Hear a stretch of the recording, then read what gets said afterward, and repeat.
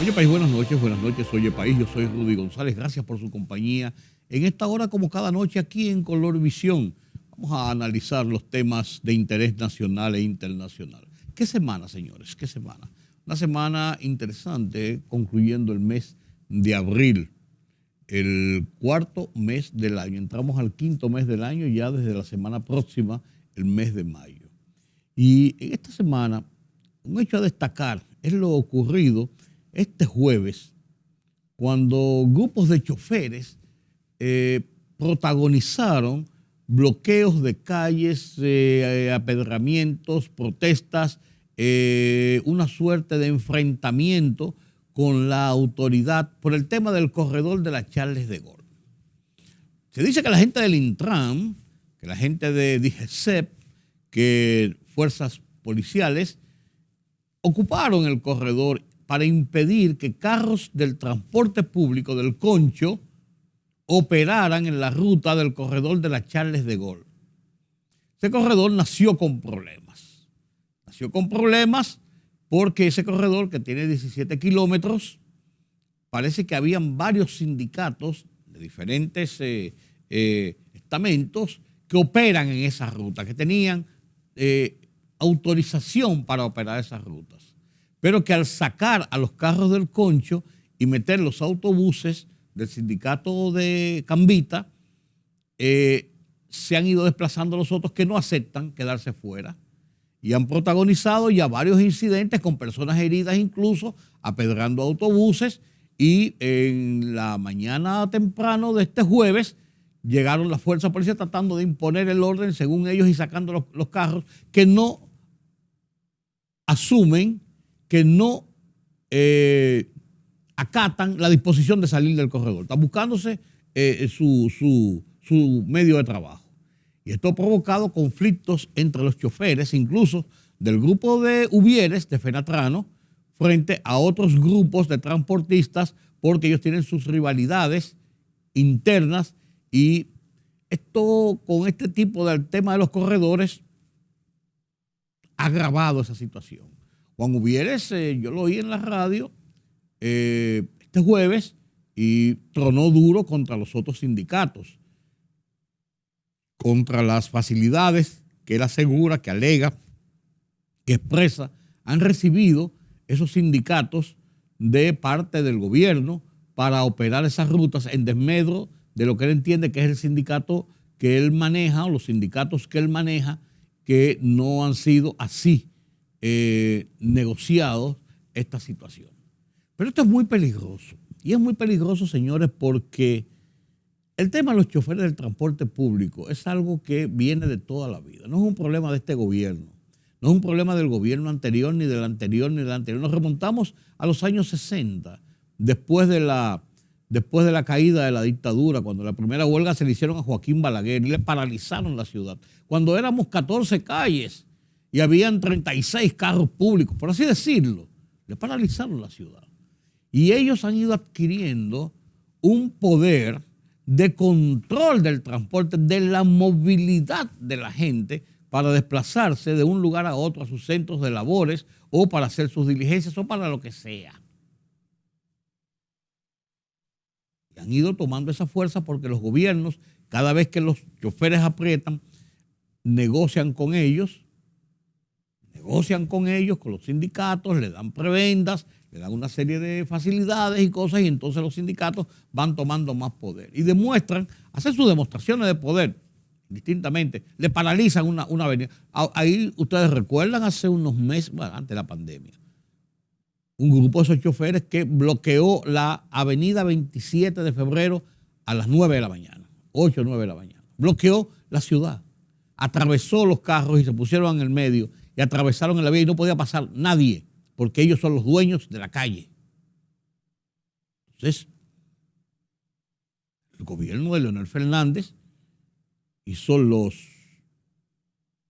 pasos a desnivel, los elevados, en la 27 de febrero, por ejemplo, y se prohibió que los carros del transporte público usaran esos desniveles y esos pasos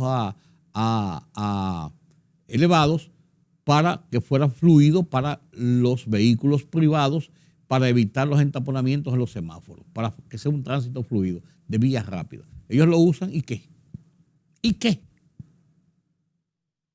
Porque le da la gana. No se queda nadie en la esquina que viene y se meten por debajo, por los pasos a desnivel. Como si tal cosa lo hacen. Y nadie hace nada. El tren, el metro, que el plan era casi 100 guaguas alimentadoras para que cuando la gente se desplazara de un sitio hasta la parada del metro, con el mismo ticket con que pasaba por la guagua, con ese mismo ticket bajaba al metro y pasaba también, y era un solo pago como se hacen en los países organizados. Son líneas de interconexión, se llaman líneas de alimentación. Pues los sindicatos dijeron que no, que si hacían el metro, las líneas de alimentación eran de ellos tenían que llevar a la gente y cobrar por eso. Y el gobierno no se atrevió, señores, no se atrevió a mantener su posición y su estrategia y su plan en el transporte colectivo. Y los autobuses que se trajeron para eso se estaban pudriendo en el muelle y en almacenes por ahí, porque no le permitieron los sindicatos que sacaran los autobuses, porque ellos iban a manejar el tema de llevar a la gente a las paradas y de recogerlo de las paradas del metro para llevarlo a su destino, cobrándole. Como es lógico, es un negocio. Y así por el estilo.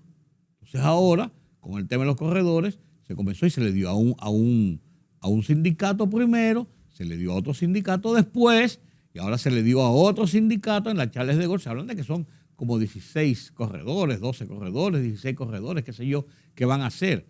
Y es verdad que el transporte hay que buscar una colectivización del transporte para tratar de sacar toda esa chatarra a la calle, que no han salido ninguna. Están en la calle todavía las chatarras que supuestamente están sustituyendo estos autobuses. Quizás no estén en los corredores donde están los autobuses, pero están circulando y están en el parque vehicular del país. Entonces, yo creo que, yo no voy a decir que ha llegado el momento, pero sí debemos llegar al momento en que no tengamos que negociar con ellos y darle prebendas y decirle esto y hacer las cosas a medias porque ellos se imponen y no quieren. O sea, yo entiendo que forman parte de una estructura importante de la cotidianidad, del desarrollo de la actividad diaria en República Dominicana. Claro. Y los carros del transporte han llegado a niveles de que son imprescindibles en muchos lugares. Pero eso debe ir cambiando.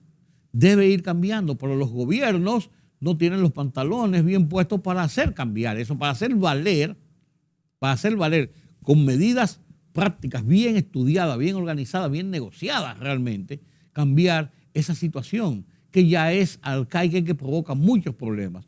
Señor, los choferes de carro público no usan cinturón de seguridad, hablan por el celular, meten 25 personas en un carro violentando todas las normas de seguridad, no tienen revista, tienen un carro que tiene 7 colores diferentes, una puerta de uno, una puerta de otro, que no tienen luces de freno, que no tienen luces para andar en las noches.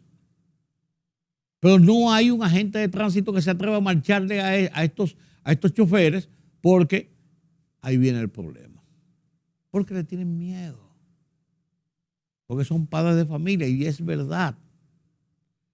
Es verdad, pero no podemos seguir con este desorden que tenemos, que ya la ciudad no soporta la situación del desorden en que vivimos a consecuencia de la congestión vehicular y además del desorden, de la forma como esta gente se manejan de una manera impropia. Se parquean donde le da la gana, como le da la gana, se paran en el medio a coger un pasajero, a dejar un pasajero, violentan los semáforos, se cruzan en las intersecciones porque hay un tapón y bloquean los sitios. Y vaya usted a ver si a usted se le ocurre decir algo, porque entonces aparecen unos bravos que entonces, además del maltrato, de hacer lo que le da la gana en desmedro de sus derechos, entonces lo agreden y lo maltratan delante de todo el mundo en la calle. Hasta la muerte le pueden costar. O sea, señor, tenemos que llegar a una acción y a una demostración de que la autoridad tiene que imponerse primero, y la mejor forma es con un plan realmente estructurado, bien hecho. Aquí han hecho 250,000 planes que el Renove, que la Onatrate, que la que sé yo qué, que la que sé yo, y sigue el mismo desorden. Y ahora estamos en el mismo desorden.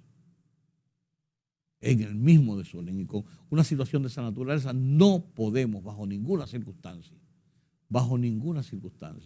podemos avanzar en el trayecto de una organización real de la movilidad, el sistema de movilidad de las grandes ciudades, como lo es Santo Domingo, como es el Distrito Nacional, el Gran Santo Domingo, como lo es Santiago, como lo son otras ciudades importantes del país, donde los choferes son los dueños y señores de las calles.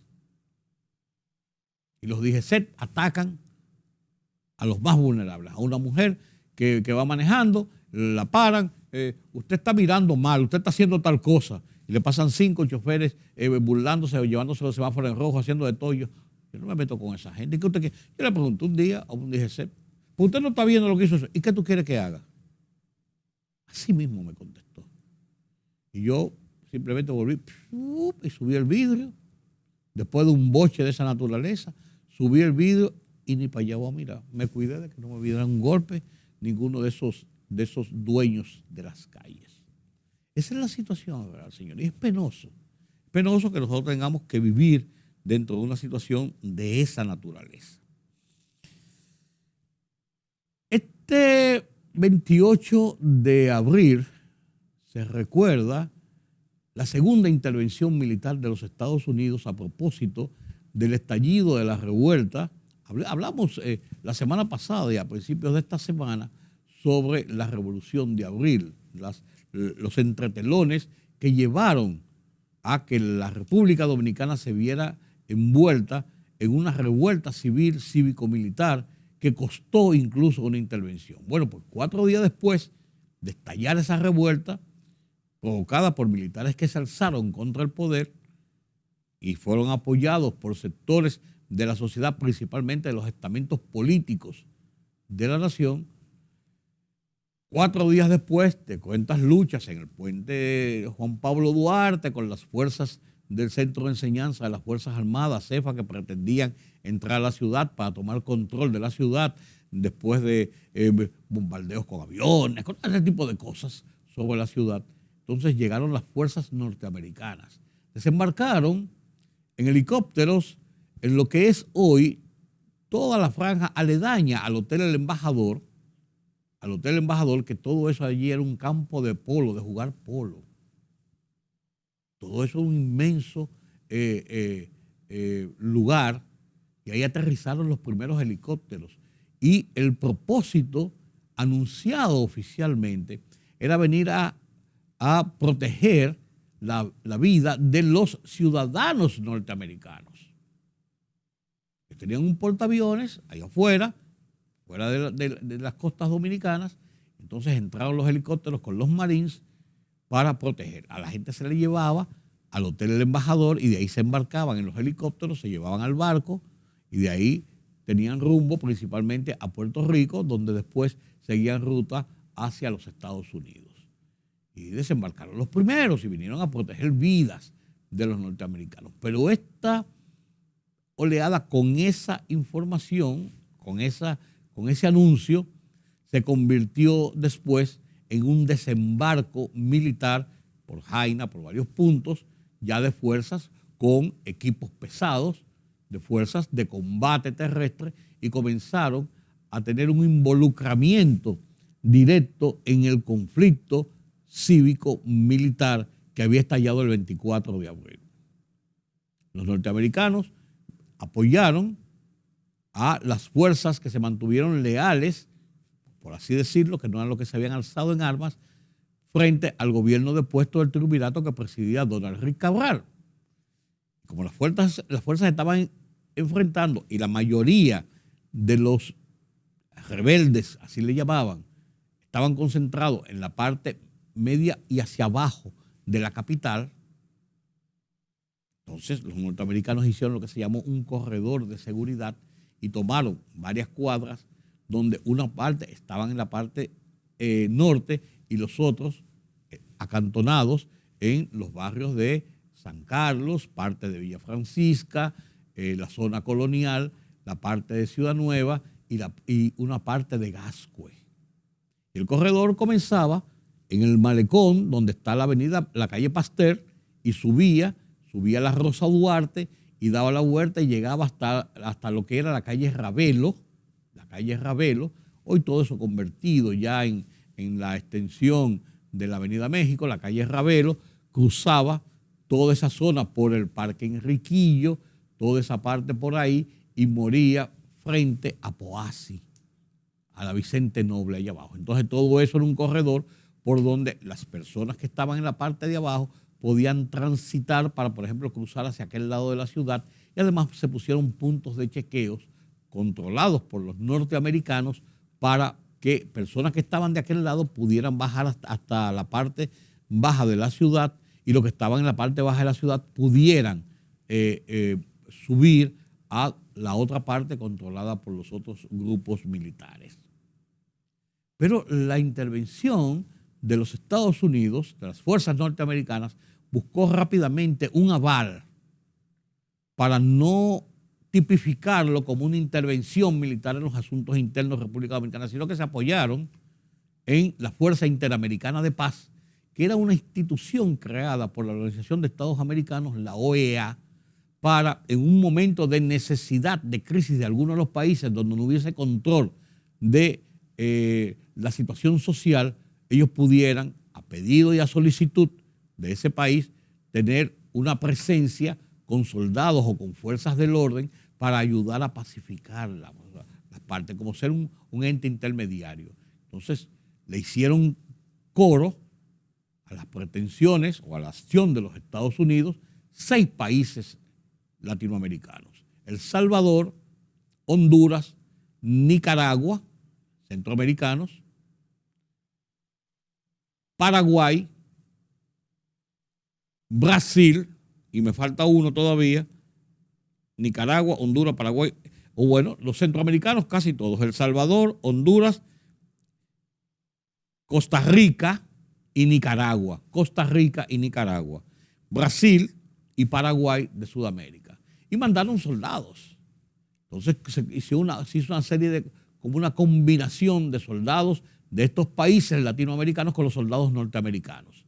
Pero los soldados norteamericanos eran los que tenían el control total de toda la operatividad de la logística frente al acantonamiento de las fuerzas reverdes en la parte baja de la ciudad, como les decía, parte de Villa Francisca, parte de San Carlos, la zona colonial, Ciudad Nueva y parte de Gascue. Así es. Eso provocó que lo que era una guerra civil intestina entre partes encontradas por el control del poder en República Dominicana se convirtió entonces en esas fuerzas acantonadas en una guerra contra la intervención. La guerra patria, como le llamaban, contra la intervención militar. Y se cambió la filosofía de la situación, se estableció una forma de estructura de gobierno, Francisco Camaño al mando, y se estableció un gabinete y todo esto con posiciones como similares a la del Estado, y se le llamó el gobierno en armas. Se estableció a Francisco Camaño como la figura y como el presidente de ese gobierno en armas. Y tenían un procurador general, y tenían un ministro de la presidencia, y tenían un jefe militar, y tenían un jefe de seguridad interna, como si fueran policías, de todo establecido. Claro, no tenían un director del INDRI, ni tenían un secretario de Agricultura, pero el estamento básico de un Estado, de una fuerza de Estado. Entonces, en ese sentido, esto duró hasta el día 3 de septiembre, cuando a través de la propia OEA y de otros países intervinientes se logró un acuerdo entre las partes y se conformó un gobierno provisional el 3 de septiembre, encabezado por el abogado Héctor García Godoy, quien tenía el mandato de llamar a un proceso de pacificación, de conciliación y de convocar a unas elecciones para que se eligiera a un gobierno que a partir de ese momento lograra desmantelar todo el estamento de guerra interna y llevar al país a una estabilidad política, por lo menos de ahí en adelante. Esas elecciones se hicieron el 1 de junio y Juan Bosch, por lo que abogaban los que dieron el golpe de Estado al triunvirato y se acantonaron en la parte baja de la ciudad, los constitucionalistas, perdió las elecciones frente a Joaquín Balaguer, que fue traído del exterior o vino del exterior y después de estar en el exilio varios años, entonces vino y se presentó como candidato presidencial de un partido que se había formado en el 1964, que era un movimiento democrático establecido, fundado por Augusto Lora, Francisco Augusto Lora, que fue su candidato a la vicepresidencia. Y ahí Balaguer comenzó a gobernar en 1966. Las fuerzas norteamericanas ya definitivamente abandonaron el país después de la instalación del gobierno y el país comenzó, dentro de sus precariedades y sus situaciones y sus tensiones y sus violencias y su situación interna, a reconformar un Estado ya fuera de los enfrentamientos y choques cívico-militares que se habían provocado el 24 de abril de 1965 y que a su vez provocó las revueltas, la intervención militar a partir del 28 de abril de 1965. Es una historia muy sucinta, pues son 57 años. ¿Y qué nos dejó de experiencia esa historia? Hoy la República Dominicana, y desde siempre, hace muchos años, tiene las mejores relaciones con los Estados Unidos de Norteamérica. Lo que fue aquella tensión, dispersión, enfrentamiento militar, personal, bélico del 65, se fue diluyendo en el tiempo y las cosas fueron nueva vez armonizándose y se restableció una gran relación entre los Estados Unidos y la República Dominicana que persiste en el día de hoy.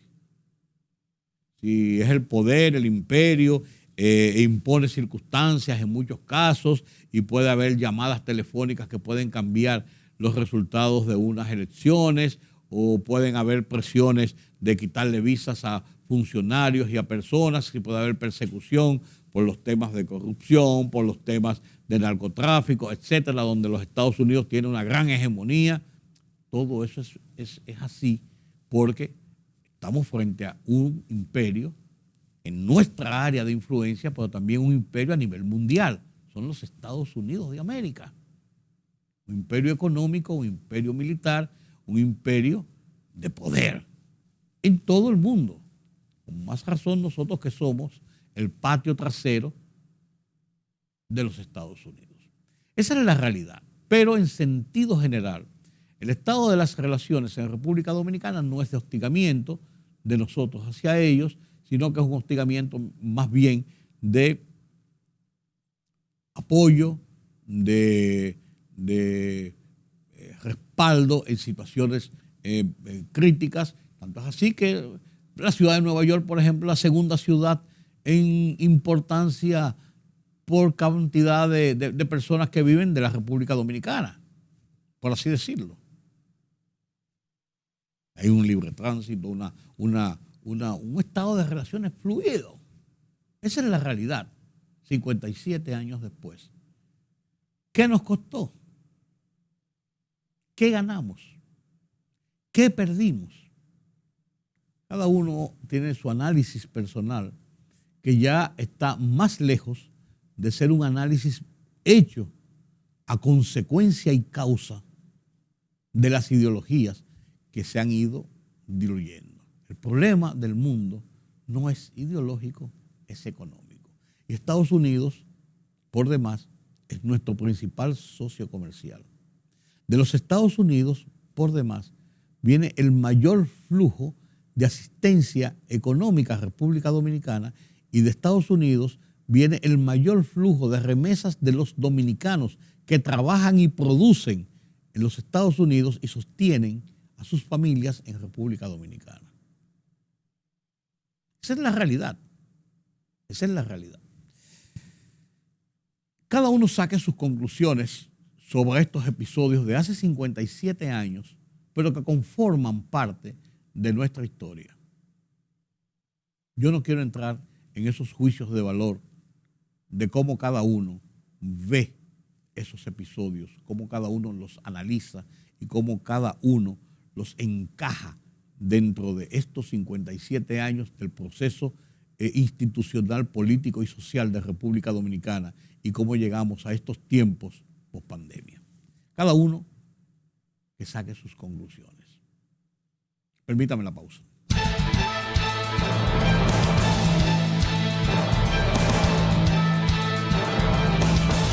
El Ministerio de Salud Pública notificó este jueves 66 nuevos contagios de COVID en República Dominicana, 22 más que los 44 registrados en la víspera.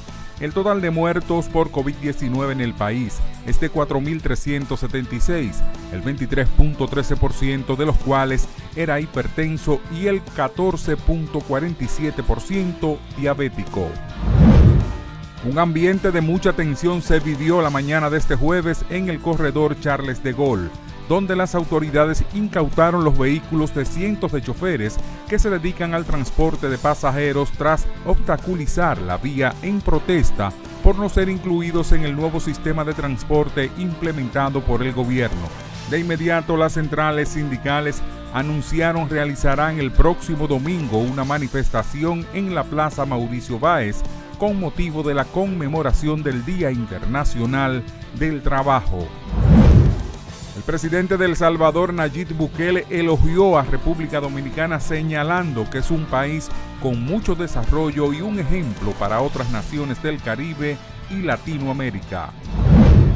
El Tribunal Superior Electoral rechazó la acción de impugnación contra la Convención Nacional Extraordinaria del Partido Revolucionario Moderno celebrada el pasado 30 de enero de 2022, interpuesta el 28 de febrero de 2022 por Fidel Alberto Tavares y en la cual figura como interviniente voluntario el señor Guido Gómez Mazara por improcedente, malfundada y carente de base legal.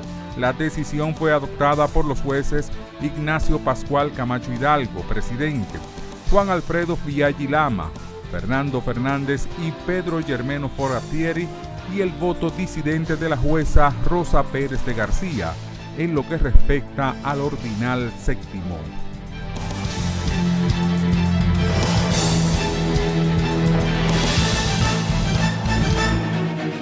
El rumbo de la tarde, plural, objetivo, democrático, la verdad siempre.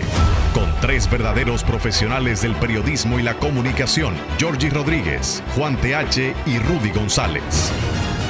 Los Poderosos.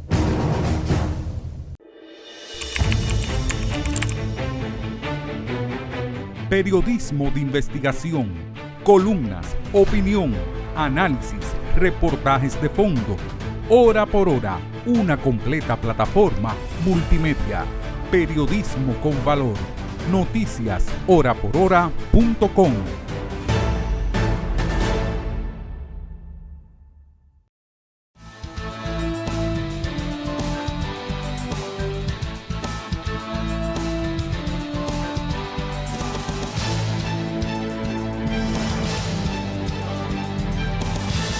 El tema de la guerra,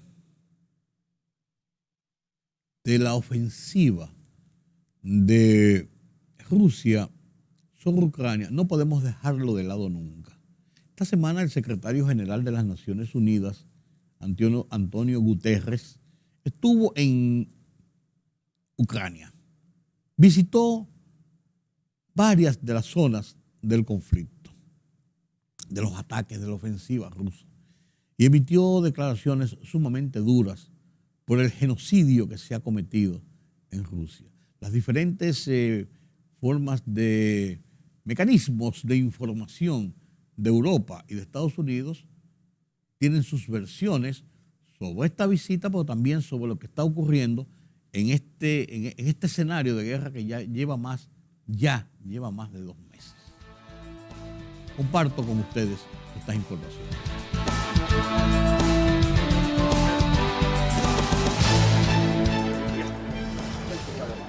El secretario general de la ONU pidió el jueves a Rusia cooperar con la investigación de la Corte Penal Internacional por posibles crímenes de guerra perpetrados en Ucrania. Antonio Guterres formuló el jueves ese pedido en una visita a Bucha, suburbio de Kiev convertido en símbolo de atrocidades cometidas durante la invasión rusa. Cuando vemos este horrendo lugar me hace sentir lo importante que es una investigación completa y establecer las responsabilidades. Me alegro de que la Corte ucraniana vea esta situación, de que la Fiscalía ya estuviera aquí. Apoyo plenamente a la Corte Penal Internacional y hago un llamamiento a la Federación Rusa para que acepte cooperar con la Corte Penal Internacional.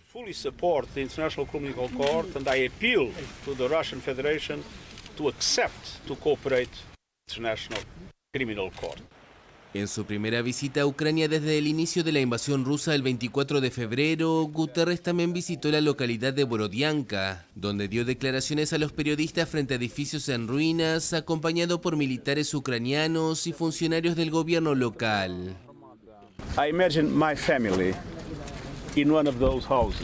Imagino a mi familia ante una de estas casas hoy destruidas y ennegrecidas. Veo a mis nietas corriendo en pánico. Running away in panic. Guterres llegó a Ucrania la noche del miércoles tras visitar Moscú, donde se reunió con el presidente ruso Vladimir Putin. Allí pidió al Kremlin colaborar con la ONU y permitir la evacuación de civiles de las zonas bombardeadas, principalmente en el este y en el sur de Ucrania, donde las tropas rusas concentran su ofensiva. Rusia niega la responsabilidad de las muertes y Putin afirma que los informes sobre soldados rusos que disparan contra civiles son falsos. Alemania da un giro en su política exterior y enviará armas pesadas a Ucrania para ayudar al país a contener la ofensiva rusa. En una reunión de líderes militares y de defensa auspiciada por Estados Unidos, la ministra alemana de Defensa, Christine Lambrecht, aseguraba el martes que Alemania suministrará 50 de sus tanques antiaéreos Gepard, también conocidos como Cheetah. Esa decisión se produce después de 2 semanas de debates internos, de vaivenes, de fuertes críticas internacionales a la titubeante respuesta de Berlín al pedido de Kiev de enviar armas pesadas a Ucrania. Y ya le comentaba, fueron semanas de vaivenes. El gobierno alemán tomó por fin esa decisión de enviar tanques de combate. Vamos a saludar a Ksenia Polska de nuestra redacción de Rusia, Ucrania y Europa del Este. Ksenia, ¿en qué medida va a ayudar este envío? ¿Y no supone una contradicción este giro con el argumento de querer evitar la escalada que siempre ha defendido Alemania, ese argumento? En efecto, se puede decir que este cambio contradice a lo que mencionaba, por ejemplo, hace unos días el canciller de Alemania, Olaf Scholz, con los riesgos de la Tercera Guerra Mundial. Pero sí hubo un cambio y Alemania ahora está dispuesta a enviar armamentos pesados a Ucrania. La cuestión de si estos armamentos en concreto, en particular, van a poder ser útiles para Ucrania, también está abierto, porque justo estos armamentos tienen tiempos de capacitación para militares muy largos. Entonces, los soldados ucranianos tendrían que pasar mucho tiempo aprendiendo a manejar esta tecnología que es nueva para ellos. También otra pregunta es las municiones que están hechas en Suiza, y Suiza, por su estatus neutro, ahora está prohibiendo mandar estas municiones a Ucrania. Pero, sin embargo, los críticos dentro de Alemania están diciendo, también otros políticos están diciendo que es un cambio positivo en cuestión de ayuda militar a Ucrania y que es una buena señal, porque no podemos excluir que después de estos armamentos Alemania va a solicitar el envío de otros armamentos, por ejemplo, por parte de la compañía Rheinmetall, que había mandado por lo menos dos solicitudes y está esperando la respuesta del gobierno alemán. Vamos a ver, Ksenia, ¿cuán preocupante es ese nuevo frente que se ha abierto en la región prorrusa moldava de Transnistria y el riesgo de que ese ataque ruso a Ucrania se extienda a otros países de la región? Bueno, no se puede llamar nuevo frente simplemente porque ahí no hay batallas. Lo que pasó en los últimos días fue una escalada en forma de explosiones y tiroteos, ataques a objetos militares dentro de esta república no reconocida, Transnistria, en Moldova, en la frontera con Ucrania. Esta escalada es preocupante, aunque las autoridades de Moldova dicen que solamente está pasando dentro de la república no reconocida, que no viene por fuera. También la OSCE lo explica como un intento de desestabilizar la situación en Moldova. Y Moldova permanece con su estatus neutro y no se quiere, obviamente, dejar provocar. Pero lo más preocupante es que un representante militar de las autoridades rusas dijo que una de las metas de la nueva etapa de la guerra de Rusia en Ucrania es justo lograr la salida por parte del sur de Ucrania hacia esta república prorrusa no reconocida. Y mencionó también algo de violaciones de derechos de la población ruso-hablante en esta república, lo cual ya sabemos pasó también con las repúblicas no reconocidas en Ucrania y pueden servir como pretexto para Rusia, pero ¿quién les va a creer ya en esta situación? El costo de esta batalla no es barato, pero ceder ante la agresión será más costoso si permitimos que suceda. Así, el presidente Joe Biden enviaba un mensaje de urgencia al Congreso para aprobar su solicitud de $33,000 millones en fondos para Ucrania. En su propuesta, la Casa Blanca busca destinar $20,000 millones en fondos de defensa, 8.5 mil millones en apoyo económico y 3,000 millones en asistencia humanitaria para Ucrania y los países receptores de refugiados. Gran parte del nuevo equipamiento militar que hemos anunciado en los últimos 2 meses, en 2 semanas, ya ha llegado a Ucrania para ser puesto en uso directo en el campo de batalla. Sin embargo, casi hemos agotado lo que llamamos en una frase elegante la autoridad de retiro que el Congreso autorizó a Ucrania en un proyecto de ley de gastos bipartidista el mes pasado. Básicamente, nos quedamos sin dinero. En marzo, el Congreso aprobó más de $13,000 millones en fondos de emergencia para Ucrania. Hasta la fecha, la administración Biden ha comprometido 3.700 millones solo en asistencia militar. Nuestros aliados de la OTAN y nuestros socios de la Unión Europea también van a pagar su parte justa de los costos, pero tenemos que hacer esto. El gobierno ucraniano solicitó a Washington 2,000 millones mensuales para lograr sus objetivos. Rusia, por su parte, ha fustigado la ayuda militar extranjera y la ha caracterizado como un obstáculo para que un diálogo pueda tener resultado. No estamos atacando a Rusia, estamos ayudando a Ucrania a defenderse de la agresión rusa. Biden también sometió a consideración del Congreso la creación de mecanismos legales para decomisar y embargar los bienes de individuos rusos, sancionados por Estados Unidos. El mandatario propone que los fondos sean destinados para apoyar a Ucrania. Las solicitudes de la Casa Blanca se espera que sean objeto de intensas disputas en el Capitolio, donde la bancada republicana ya ha criticado el nivel de gasto público de la administración, mientras también la economía estadounidense se contrae. Desde la Casa Blanca, Jorge Agobián, Voz de América.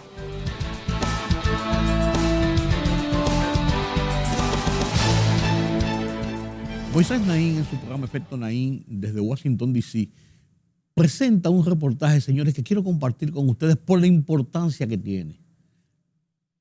Resistiendo a la extorsión, se llama.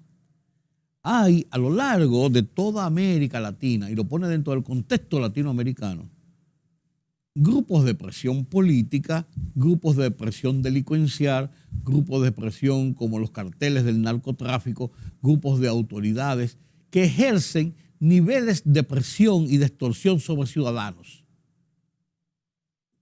No es como, no sé qué ha pasado esto de antes, de lo que hacía Al Capone, de que pedía, demandaba pagos para garantizar seguridad a la gente. Eso existe, tal y cual. Los secuestros express, una serie de una telaraña de acciones dolosas para extorsionar a la gente. Comparto con ustedes este reportaje de Moisés Naín. resistiendo a la extorsión.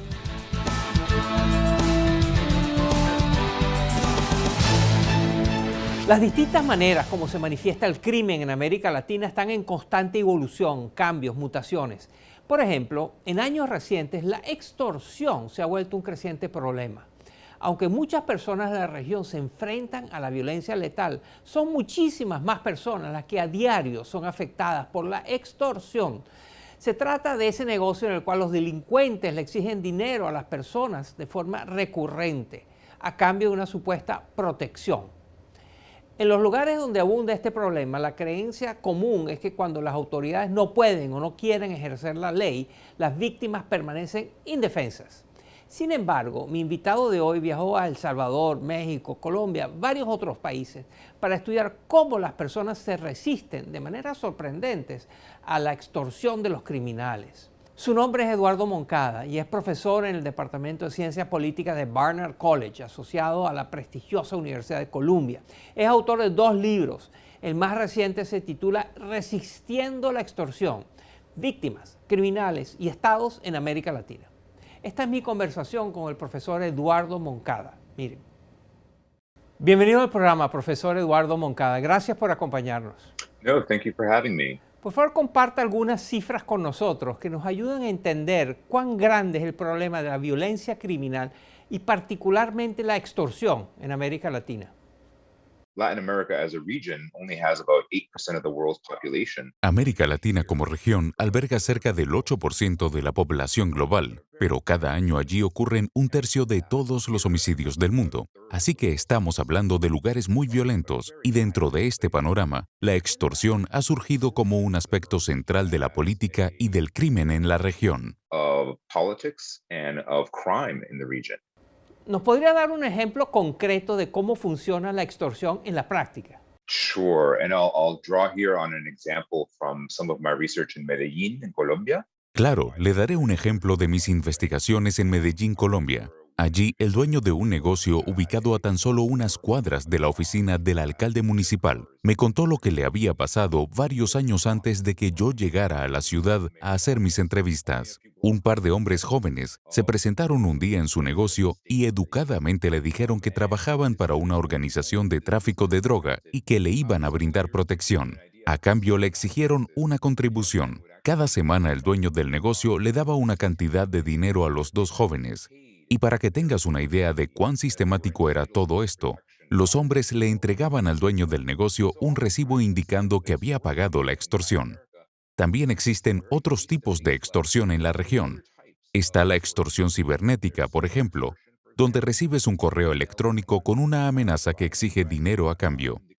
Pero en gran parte de América Latina, la extorsión ocurre cara a cara, entre ciudadanos comunes, dueños de negocio, cabezas de familia y actores criminales. This extortion takes place face to face between everyday citizens, businesses, household leaders, and criminal actors.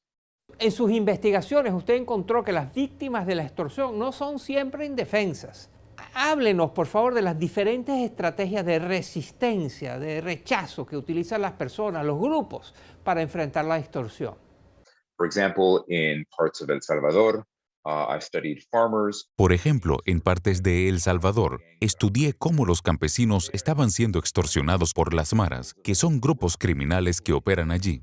En esos casos, varios campesinos trabajaban junto con oficiales de la policía para enfrentarse a los delincuentes con violencia letal. Es decir, los mataban, los desaparecían y en algunos casos los torturaban. En Michoacán, en México, también analicé cómo los campesinos del sector aguacatero se organizaban para enfrentarse colectivamente mediante la violencia y el vigilantismo contra cárteles de la droga como los Caballeros Templarios y otros que han sido focos de la criminalidad en México. Esto ocurre donde el Estado de Derecho por lo general es muy débil y las instituciones judiciales como la policía no tienen suficiente capacidad o son corruptas. Al Estado no proveer la protección necesaria, los ciudadanos deciden tomar el asunto en sus propias manos para poder protegerse a sí mismos, a sus familias y a sus negocios. Lo más preocupante de este fenómeno es que puede resultar en formas de violencia similares a la guerra.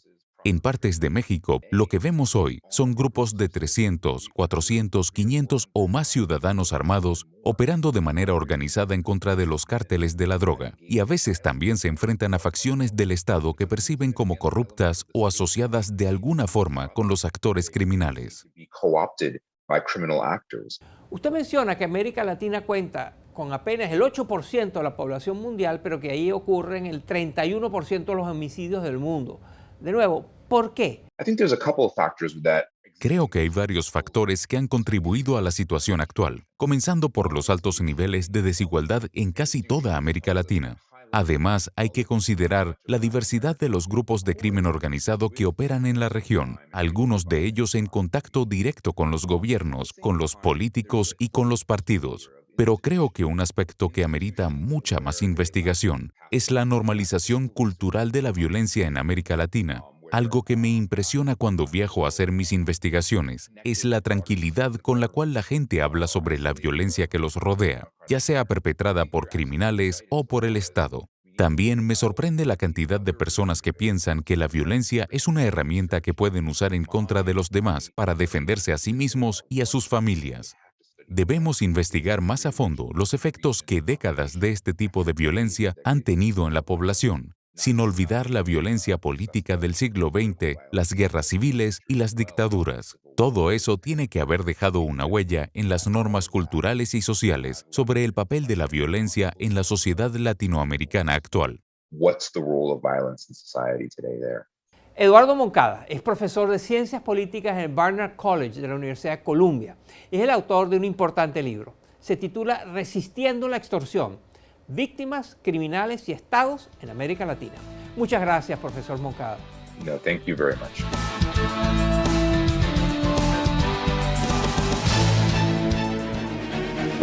El rumbo de la tarde, plural, objetivo, democrático, la verdad siempre. Con tres verdaderos profesionales del periodismo y la comunicación, Georgie Rodríguez, Juan TH y Rudy González. Los Poderosos.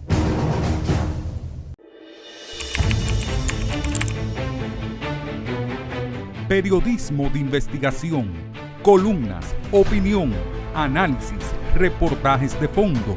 Hora por hora, una completa plataforma multimedia. Periodismo con valor. Noticias horaporhora.com.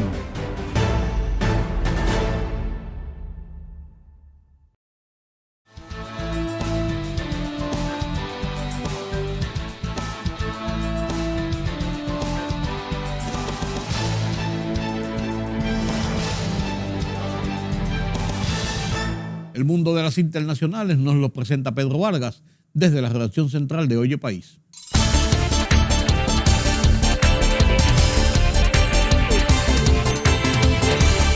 Vladimir Putin elevó las tensiones sobre una amenaza nuclear contra los países que interfieren con su guerra en Ucrania en su última advertencia para Occidente. El dictador dijo que su respuesta a cualquiera que amenace a Rusia será rápida como un rayo y mortal.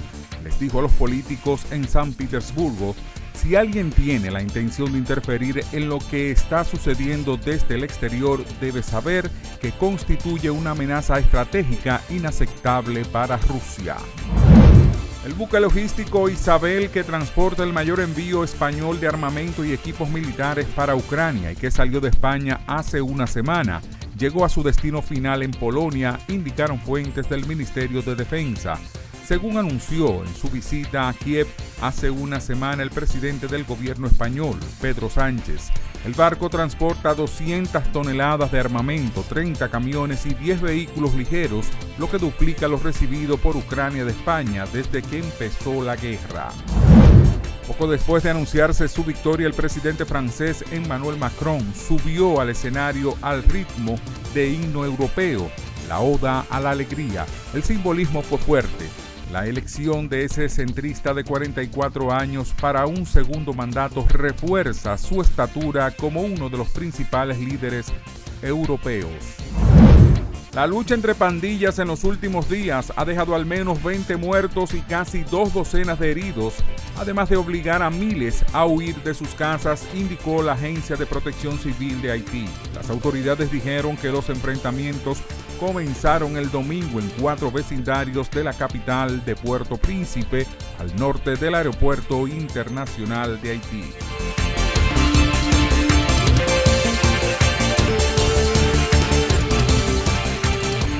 Así llegamos al final de esta emisión de Oye País. Gracias por su compañía en esta noche. Mañana nueva vez.